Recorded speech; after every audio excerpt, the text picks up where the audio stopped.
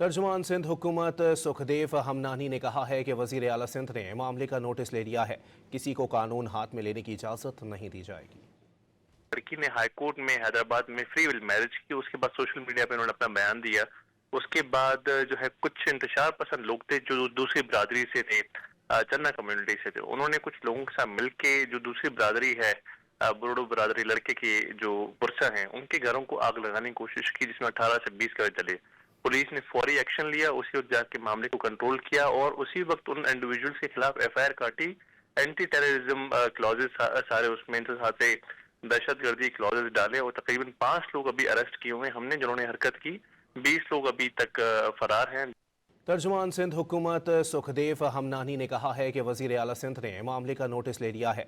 किसी को कानून हाथ में लेने की इजाजत नहीं दी जाएगी। लड़की ने हाई कोर्ट में हैदराबाद में फ्री विल मैरिज की, उसके बाद सोशल मीडिया पे उन्होंने अपना बयान दिया। उसके बाद जो है कुछ इंतशार पसंद लोग थे जो दूसरी बरादरी से थे, चन्ना कम्युनिटी से थे। उन्होंने कुछ लोगों के साथ मिलके जो दूसरी बरादरी है, बुरडो बरादरी, लड़के के जो पुरसा हैं, उनके घरों को आग लगाने की कोशिश की, जिसमें 18 से 20 घर जले।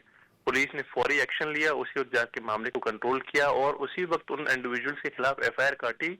एंटी टेररिज्म क्लॉजेस सारे उसमें साथ दहशतगर्दी क्लॉजेस डाले और तकरीबन 5 लोग अभी अरेस्ट किए हुए हैं हमने जिन्होंने हरकत की। 20 लोग अभी तक फरार हैं।